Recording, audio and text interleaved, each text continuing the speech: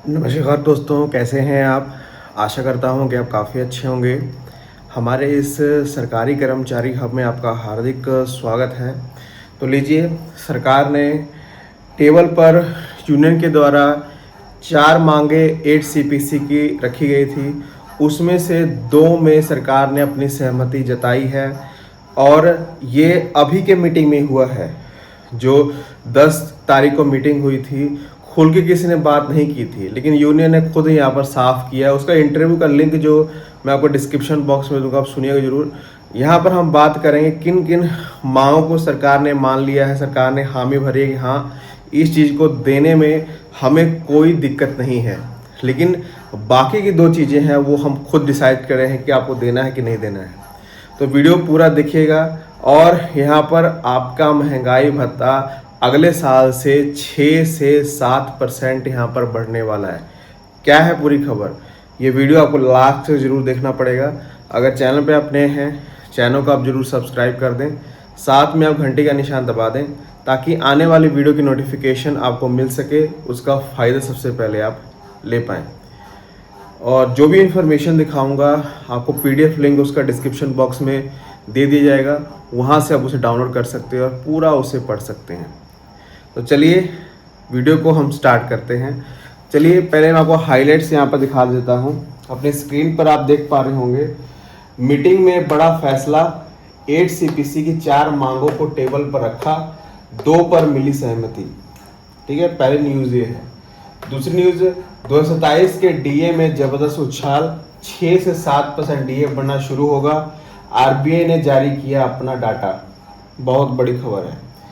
जो सीजीएस के कर्मचारी हैं, जो मेडिकल सुविधा लेते हैं, उनके लिए मेडिसिन और चीज़ों के रेट्स में छूट दी गई है, उसके बारे में यहाँ पर खबर है। तो 3-4 न्यूज़ मैं आपके साथ साझा करना चाहूँगा और ऊपर वाली 2 खबरें बहुत ज़्यादा इंपॉर्टेंट हैं। चलिए हम आपको बताते हैं कि कौन सी 4 मांगे जो हैं टेबल पर रखी गई थी और उसमें सहमति किन किन पर मिली है। चलिए हम आपको बताते हैं। तो जो 10 तारीख को मीटिंग दिल्ली में हुई थी, इसमें दोनों यूनियन, जो बड़ी बड़ी यूनियन है, एक मंजीत जी की और एक गोपाल मिश्रा जी की शामिल थी। उन्होंने 4 चीज़ें यहाँ पर रखी थी। पहली यहाँ पर बता देता हूँ, यहाँ पर उन्होंने रखा HRA और DA। ठीक है। दूसरी बात रखी यहाँ पर उन्होंने अब पेंशनरों के लिए बहुत बड़ी बात रखी और सरकार ने इसको माना। तीसरी है यहाँ पर, तीसरी जो बात रखी इन्होंने रखी फिटमेंट फैक्टर की। इस पर बहुत बड़ा रिप्लाई सरकार ने दिया है, ये आपको बताऊंगा। चौथी रखी यहाँ पर डिपेंडेंसी, ठीक है, डिपेंडेंसी यूनिट। तो 4 चीजें जो 8 सीपीसी के स्तंभ हैं, इसके बिना 8 सीपीसी नहीं है। इन्होंने यहाँ पर 4 चीजें रखी, उनमें से 2 चीजों को मंजूरी मिली है। अब किस किस को, अब देखिए, जो HRA का बात है, HRA को सरकार के सामने यूनियन ने समझाया। कैसे समझाया मैं आपको बता देता हूँ। आपको सभी मालूम है कि HRA 7 सीपीसी में कैसे कैसे था, बटा हुआ था X, Y और Z, ऐसे बटा हुआ था। उसके लिए 30%, 20% और 10% ये है। ठीक है, इसको कितना बढ़ाया जाएगा, 30 को 36 किया जाएगा, 24 किया जाएगा, यहाँ पर 12 किया जाएगा।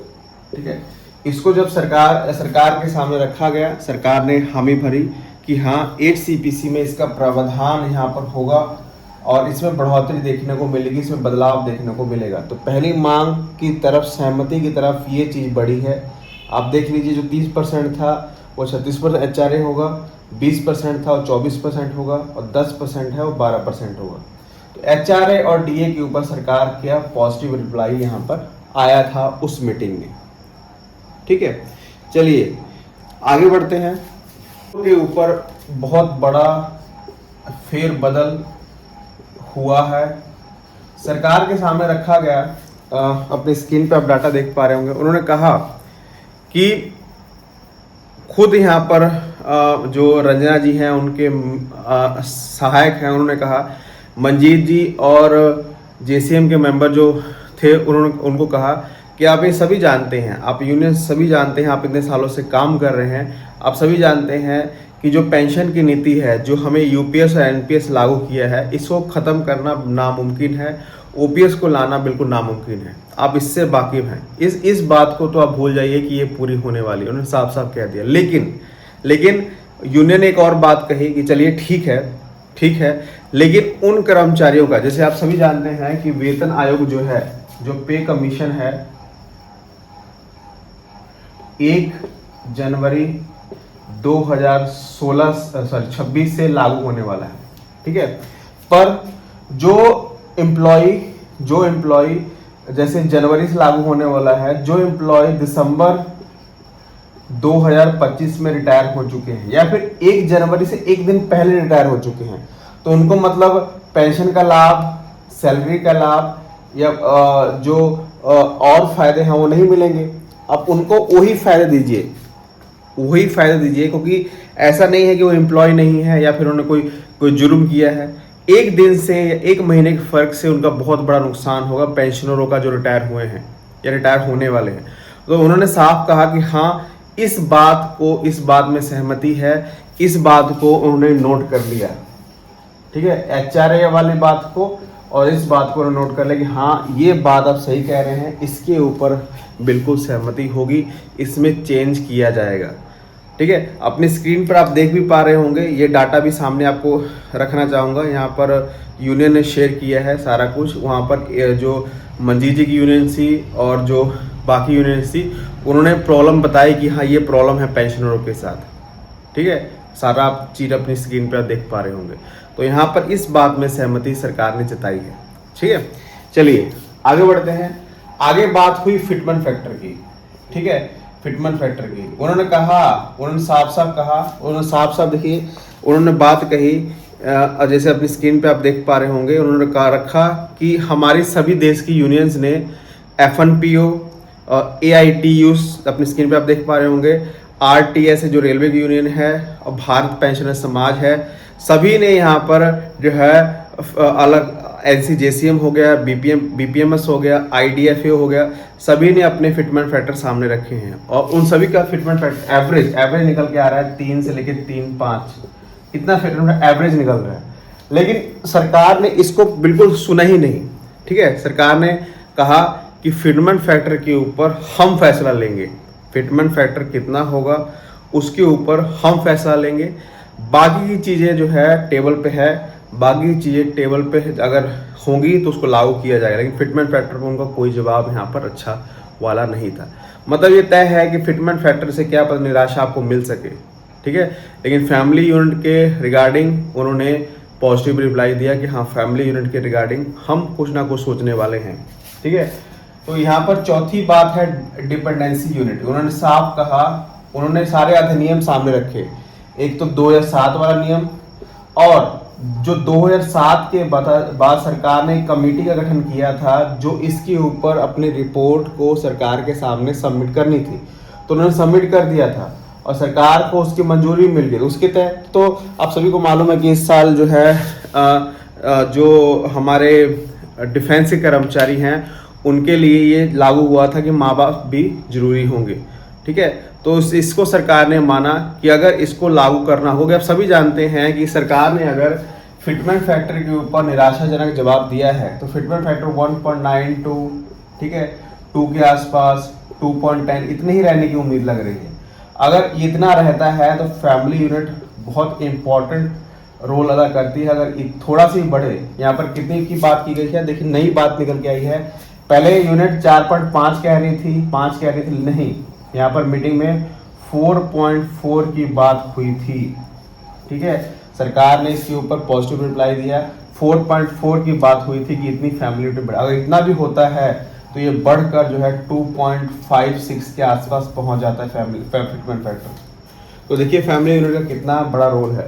कल के इंटरव्यू ने जो जेसीएम के गोपाल मिश्रा जी हैं उन्होंने भी कहा था कि भले ही उन्होंने भी साफ मान लिया, भले ही शायद क्या पता फिटमेंट में थोड़ा बहुत इधर उधर हो, कम भी हो, लेकिन फैमिली यूनिट बहुत बड़ा रोल अदा करेगी। हमने पूरी आस है, और जो मेंबर्स हैं 8CPC के, उन्होंने हमें पॉजिटिव रिप्लाई दिया है कि हाँ इसके ऊपर चर्चा होगी और इसके ऊपर पूरा करने का प्रयास किया जाएगा। ठीक है, तो मीटिंग बहुत ज़्यादा स्पेशल रही थी। अब धीरे धीरे खुल के बातें सामने आ रही है कि क्या क्या सरकार ने माना और क्या क्या यूनियन ने सामने रखा। ठीक है, वो पूरी खबर मैं आपको दिखा रहा हूँ। चलिए आगे बढ़ते हैं अगली खबर की तरफ। लीजिए, यहाँ पर आपके डीए के ऊपर एक बड़ी घोषणा हुई है, अपनी स्क्रीन पर आप देख पा रहे होंगे। आरबीआई की पहले गाइडलाइंस क्या थी? आरबीआई की गाइडलाइंस थी कि 1 अप्रैल 2026 से लेके 31 मार्च तक 5 साल की अवधि के लिए खुदरा महंगाई दर 4% पर बनाए रखने का काम सौंपा गया था आरबीआई को। ठीक है, उनका टारगेट था कि 31 तक ये 4% रहेगी, लेकिन ये तो 26 में ही ये यहाँ पर 4.38 से लेके 4.38 से लेके यहाँ पर 4.50 तक बढ़ गई है, और इतना पहुँचने का पूरा यहाँ पर गारंटी हो चुकी है। देखिए यहाँ पर लिखा है, देखिए 5 अगस्त की रिपोर्ट्स से 40 अर्थशास्त्रियों के पोल के अनुमान लगाया था कि खुदरा महंगाई दर जून के 4.2 से बढ़कर जुलाई में 4.50 हो जाएगी। यही हुआ है, मतलब जो टारगेट था 4 का आरबीआई का, वो यहाँ पर पार हो चुका है। मतलब इसका मतलब ये है कि जो डी आपका 3% 2% बढ़ रहा है, ये बढ़कर अब जो है 5 से 7% होगा। ये कंफर्म है, आरबीआई ने भी इसको कंफर्म किया है, क्योंकि खुदरा महंगाई दर किस पे डिपेंड करती है? आपकी जो रोजाना की चीजें हैं, जो खान पान है, जो दाल है, सब्जियां हैं, जो भी है वो महंगी हो चुकी हैं। सरकार आरबीआई का टारगेट था कि 4 रखने का, लेकिन 4 नहीं रह पाया है। ये अभी के महीने में ही, अभी के टाइम ही ये 4.50 तक पहुंच चुका है। तो ये 5 से 7% की बढ़ोतरी कंफर्म है। इस बार नहीं मिलेगी। जब वेतन आयोग हमारी रिपोर्ट सबमिट करेगा, मतलब 2027 का जो डी आपका लागू होगा, पहले 6 महीने वाला, उसमें आपको ये जंप देखने को मिलेगा 5 से 7%। इसकी पुष्टि आरबीआई ने भी की है, रिजर्व बैंक ऑफ इंडिया ने भी इसकी पुष्टि कर दी है। तो ये बड़ी खबर है, इसको आप डाउनलोड कर सकते हैं। चलिए अगली खबर की तरफ बढ़ते हैं। अगली खबर जो है आपके यहाँ पर सीजीएसएस के लिए है। सीजीएसएस कर्मचारी काफ़ी ज़्यादा मेडिकल सुविधाएं लेते हैं, और सरकार इस बार जो है सीजीएसएस में बहुत ज़्यादा बड़े बदलाव यहाँ पर कर रही है। अपनी स्क्रीन पे आप एक डाटा यहाँ पर देख पा रहे होंगे, clarification regarding existing CGHS guidelines. कुछ गाइडलाइंस के तहत यहाँ पर आपको इलाज करवाना पड़ता है। इसमें सीटी स्कैन, ब्लड चेकिंग, या फिर कुछ ग्लूकोज, कुछ भी है, बड़े बड़े जो चीज़ें हैं। यहाँ पर देखिए, if any investigation test amounting 3000 each test prescribe specialist and hospitals, the investigation test must be undertaken same hospital SCO where primary consultant has been taken. मान लीजिए आप एक हॉस्पिटल में जाते हैं, ठीक है, उसमें आपका खर्चा जो है 3000 आता है, ठीक है, वही खर्चा आपको दूसरे हॉस्पिटल में जाते हैं उतना ही पड़ेगा। इसमें कोई बदलाव नहीं होगा। इसमें 3000 की लिमिट लिखी गई है, अपनी स्क्रीन पे आप देख पा रहे होंगे। देखिए लास्ट में लिखा है, क्या अगर रेफरल भी करवाते हैं, referral endorsement from CGS shall be required special investigation like CT scan, MRI, PT scan, any other investigation costing over 3000 रुपये, तो वो आपको रिफंड होगा, और 7 दिन के अंदर अंदर जो है इसका पीरियड होगा रिफंड करने का। ठीक है, इसमें सभी टेस्ट लिखे गए हैं। तो जितने भी जो इसके कर्मचारी हैं जो मेडिकल सुविधाएं लेते हैं, उसके लिए लगातार सरकार बदलाव कर रही है। अलग अलग सेंटर खुल रहे हैं, ठीक है, अलग अलग रेट्स लागू हो रहे हैं। तो ये आपको जो लेटर है, ये जो सरकार के द्वारा निकाला गया है 11 अगस्त का ये रिपोर्ट है, ये आपको डिस्क्रिप्शन बॉक्स में मिल जाएगी। तो ये 3 न्यूज़ थी, आपको कैसी लगी आप कमेंट में जरूर बताइएगा। और 8CPC के रिगार्डिंग कोई भी आप बात करना चाहते हो कमेंट में कर सकते हैं, हम रिप्लाई जरूर करेंगे। और इस वीडियो को तमाम केंद्रीय कर्मचारियों तक शेयर जरूर करिएगा। धन्यवाद।